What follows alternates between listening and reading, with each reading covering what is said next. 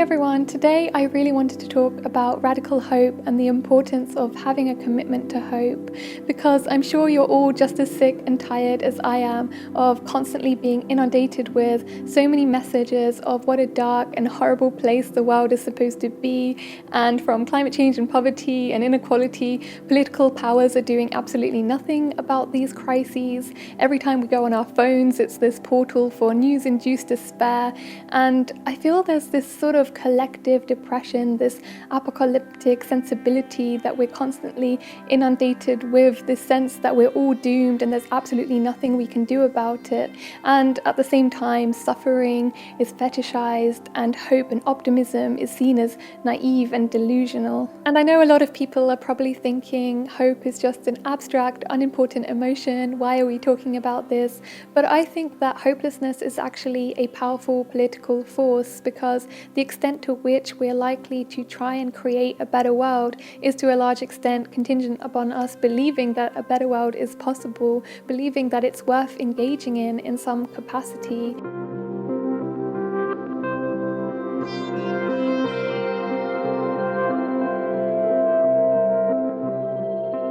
Despair, pessimism, hopelessness can be so paralyzing because it robs us of our sense of agency, and we've lost far too many people to burnout and despair within our movements. And hopelessness, when it's allowed to fester, can literally kill us.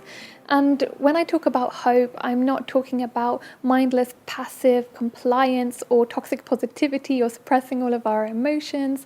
I'm not talking about simply naively, optimistically believing everything will get better no matter what. When I talk about hope, I'm talking about a commitment to action, a way of reframing the way we think about things like history and social movements and naivety and realism and the state of the world in general.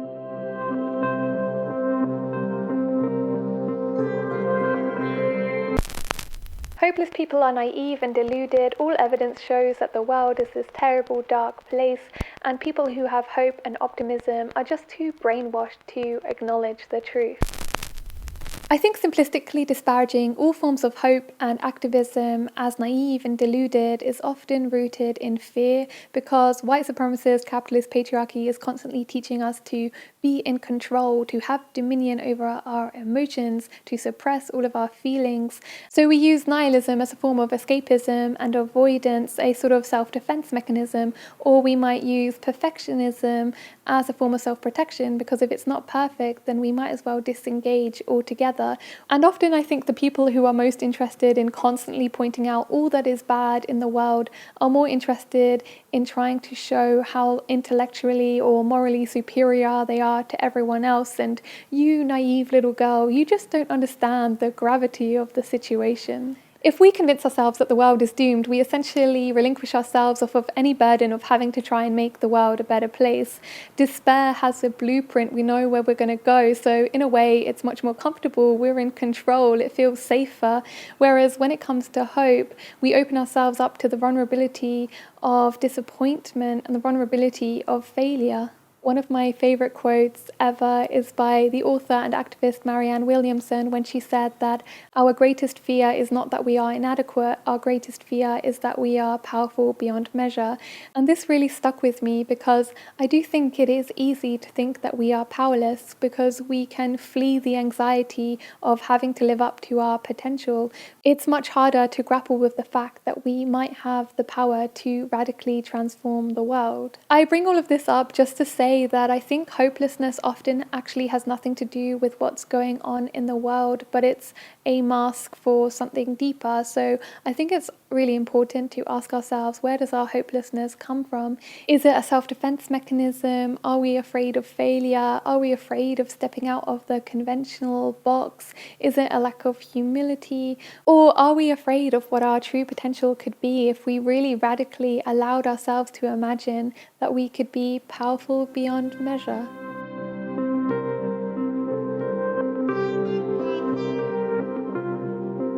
Probably the most common reason I come across as to why people are hopeless is because they believe that the level of change that we need to bring about is completely unrealistic, impossible, and delusional, so they might as well give up because there's no point in even trying. Steve Biko, a South African anti-apartheid activist, famously said that the most potent weapon in the hands of the oppressor is the mind of the oppressed.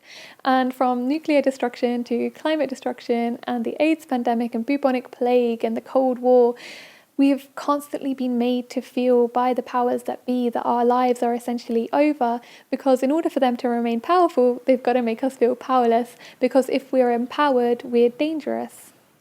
I know what I'm asking is impossible. But in our time, as in every time, the impossible is the least that one can demand. And one is, after all, emboldened by the spectacle of human history, for it testifies to nothing less than the perpetual achievement of the impossible. That's why I think it's so important to constantly remind ourselves that what is considered realistic and unrealistic is often socially constructed. We're always told that bringing about systemic change is unrealistic, but is it any more unrealistic to assume that we can continue working within a system based on infinite growth on a finite planet when experts have been telling us for years this is literally incompatible with continued life on Earth? We're told that to imagine a better world and to talk about utopia is completely naive, but at the same time, things like monarchy and capitalism and neoliberalism were utopian blueprints constructed in the imaginations of past leaders. We're told that change is impossible to bring about, but that ignores what a radically transformed world we already live in. Just a few decades ago, people would have thought it was completely impossible that today we would be having these wide open conversations about defunding the police and about ecology and about inequality and how billionaires shouldn't exist. And when we think today about the rights that non-men, non-straight people, non-white people have, of course we have such a long way to go still, but so many of the things that would have been considered completely utopian and unrealistic just a few decades ago are now completely normalized that we often take it for granted. What looks perfectly ordinary after the fact would often have seemed like a miracle before it. What was once invisible and unimaginable now is normalized and thought of as inevitable. But it wasn't inevitable at all. People thought that the civil rights movement was impossible. People thought the suffragette movement was impossible. That people thought anti-apartheid was impossible. We forget how many times we've been in the same situation of a hopeful few trying to create a better world and imagining that it's possible, whilst the vast majority of people think it's pointless, futile, and are completely resistant to change. We live in capitalism. Its power seems inescapable. So did the divine right of kings. Any human power can be resisted and changed by human beings. And even if the change we're striving for is completely out there, completely unrealistic, if we're striving for what seems impossible, we're doing so to avoid the unimaginable. I think Zizek put it so well when he said that the future will be utopian or there will be none. Until you start focusing on what needs to be done, rather than what is politically possible, there is no hope. We cannot solve a crisis without treating it as a crisis. And if solutions within this system are so impossible to find, then maybe we should change the system itself. We don't have a right to ask whether we are going to succeed or not. The only question we have a right to ask is, what's the right thing to do? What does this earth require of us if we want to continue to live on it?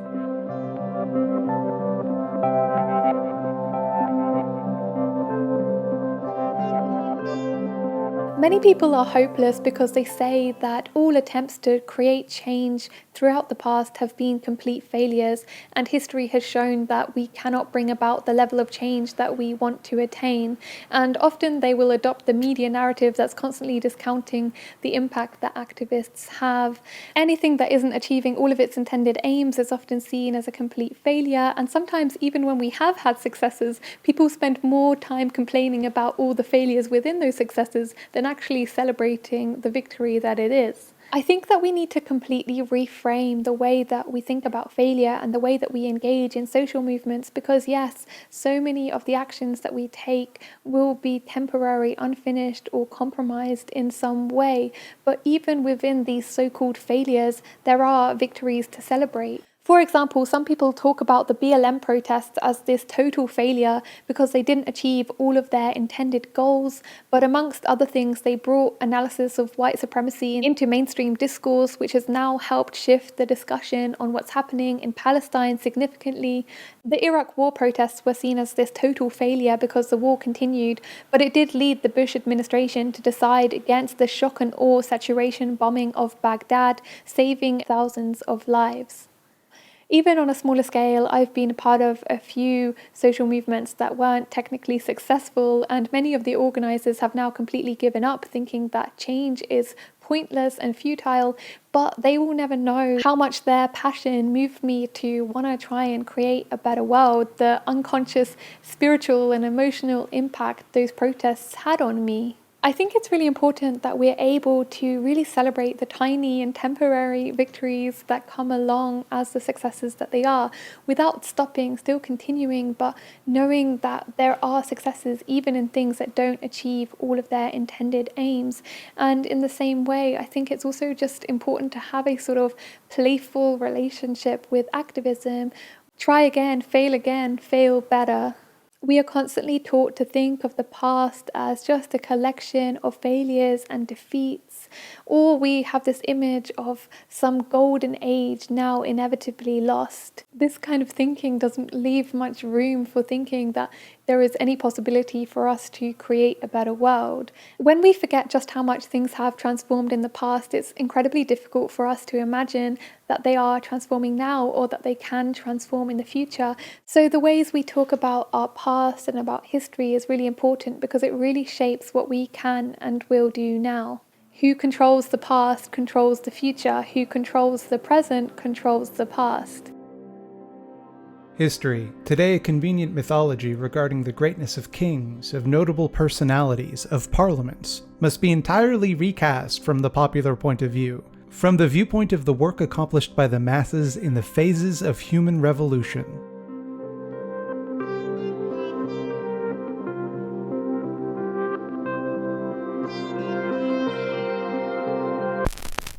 Nothing I do matters. I'm just one individual up against immutable powers. I'm never going to make a difference. I can't change much. And the best I can hope for is a better life for myself and myself alone. I think this kind of mindset comes from the fact that we're always told that change comes about as a result of one exceptional individual or one large-scale mass eruption. The struggle to get women the vote took nearly 3/4 of a century, but all we remember is the image of one suffragette jumping in front of a horse. When we think about the civil rights movement, we think about MLK, not the thousands of people behind him.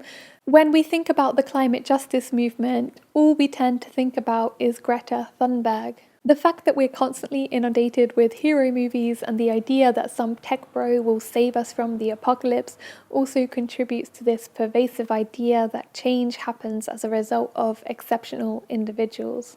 So we think that if we're not contributing on this mass scale, or if we're not this super influential individual, then nothing we do matters, it's all futile and pointless, and we patiently sit back waiting for someone to swoop in and rescue us, or for one big revolution to cling to. But the truth is that this is such a skewered version of history. We never hear about the less visible long-term organizing, educating, agitating, groundwork or underground work that were ongoing for years and often built the foundations for that one individual or one eruption to thrive. It is essential to resist the depiction of history as the work of heroic individuals, in order for people today to recognize their potential agency as a part of an ever-expanding community of struggle. And the truth is that we never ever will know whether the actions that we take will make any sort of difference or have any kind of impact or be successful. Change doesn't happen on predictable schedules or in predictable ways. There are decades where nothing happens and years where decades happen. There are mass revolutions that didn't achieve their goals, and there are relatively small actions that achieved mass success. A lot of the time, the change you create isn't even something that you can see tangibly, as with the example of the impact that those organizers had on me. And a lot of the time, you won't see the impact of your actions until long after you are dead and gone. So sometimes hopelessness is just premature. It's a form of impatience. That's why I think it's so important to be action-driven rather than outcome-driven, because if we focus on the outcome, if we fail, we're likely to get defeatist and give up completely. Instead, I think it's important to maintain this inner sense that any actions that we take to try and make the world a better place, even if we have no idea what the impact will be, or even if the impacts are only indirect or impermanent, or not obvious in any way, that they still matter, that any action that we take to try and make the world a better place is significant in and of itself, regardless of what the outcome is. Hope is about being, doing, enacting, embodying. So in the end, it's not about how sophisticated my discourse on hope was. It's about, at your funeral, she lived a life in which she was a hope. And she generated hope in others.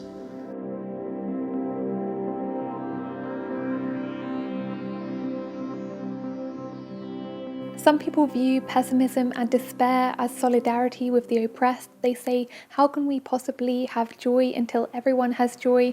They fetishize suffering and rebrand positivity and optimism as bougie. Obviously, this isn't sustainable in any way and inevitably breeds burnout and defeatism. And combined with the fact that the media constantly depicts us as these depressed weirdos, we think this is all that we could ever be. All of this frustrates me so much because I genuinely believe one of the most beautiful parts of life is to be of service to other people, to be a part of something bigger than ourselves. And don't get me wrong, I've had my fair share of irritating, infuriating moments within social movements. Obviously, I know that it's not all fun and games, but at the same time, I feel there is this deep inner joy that comes from knowing you are touching the hearts and minds of other people, or those moments where you know you're trying to create a better world, and it doesn't matter if in 100 years you're going to be decaying flesh buried in the ground. In this moment, you are a part of history in some way. In this moment, the actions that you are taking are significant. And that's why I think it's so important that we begin to see the actions that we take less as this depressing duty that we have to do in the world, and more as part of this deep inner joy of everyday life. There's something beautiful about being on fire for justice. Ooh, it's a beautiful thing. Well, in a culture of fleeting pleasures, it's so magnificent to have enduring joys. You got to find joy in serving others. You got to find joy in being willing to make sacrifices and take a risk. A lot of people tell you, oh, Brother West, it must be so lonely and marginal. You're trying to speak the truth. I don't have the full truth, but I'm having a good time. So as a way to breathe that deep inner joy for the actions that we're taking, I think it can be helpful to ask ourselves what drives us, what gives us this deep inner sense of purpose and meaning, what do we deeply care about, what talents and skills can we bring to the table, and using all of this to drive us forward. If you have never found something so dear and so precious to you that you will die for it, then you aren't fit to live. Take it. You may be 38 years old as I happen to be. And one day, some great opportunity stands before you and calls upon you to stand up for some great principle, some great issue, some great cause. You refuse to do it because you are afraid. You refuse to do it because you want to live longer. You're afraid that you will lose your job, or you're afraid that you will be criticized, or that you will lose your popularity. Are you afraid that somebody will stab you or shoot at you or bomb your house? And so you refuse to take the stand. Well, you may go on and live until you are 90, but you're just as dead at 38 as you would be at 90. The cessation of breathing in your life is but the belated announcement of an earlier death of the spirit. You died when you refused to stand up for right.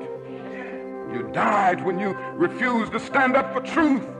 You died when you refused to stand up for justice.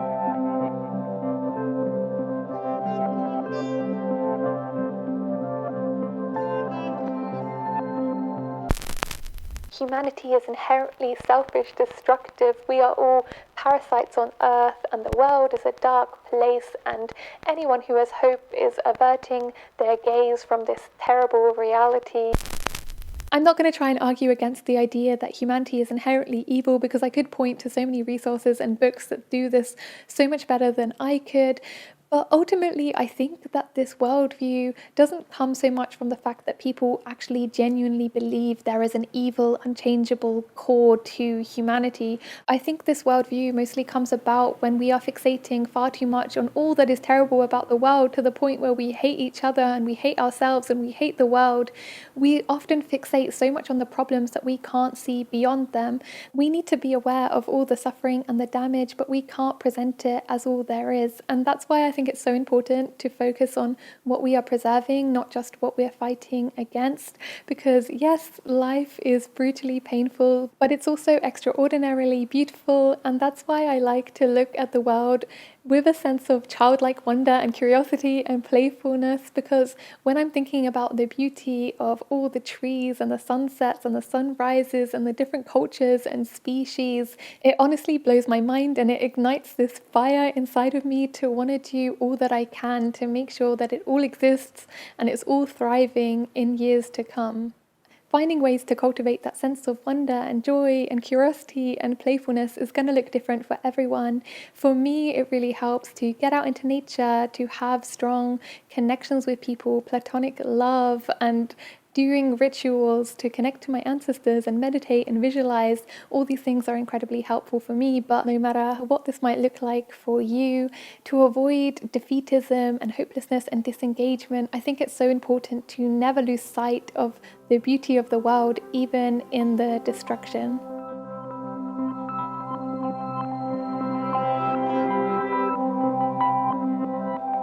I really hope this video has given you some semblance of hope, or helped you to reframe the way that you think about hope in some way. I would love to hear the type of practices you do to prevent yourself from falling into the pits of hopelessness and despair. How can you continue to evoke hope in your life, and what would your life look like if you were to live with hope?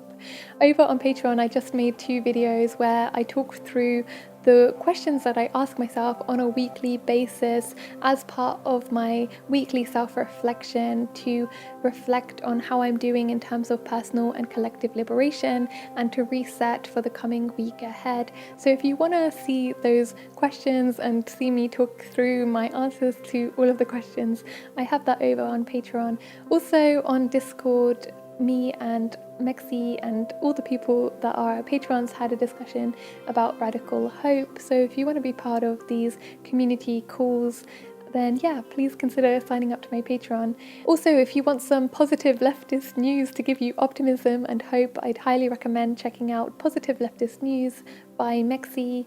And there are also other YouTubers that I'll link below that have tackled the topic of hope, whose videos I'd highly recommend checking out. But thank you so much for taking the time to listen to me. I'm so grateful that you stuck all the way to the end, and I would really appreciate if you could consider becoming a patron to help me to continue making videos, as all of this takes a lot of time and energy and resources. So thank you so much for all of my current patrons for making these videos possible. I couldn't do it without you. I'm so grateful to you. Thank you so much, and I really hope you have a beautiful day.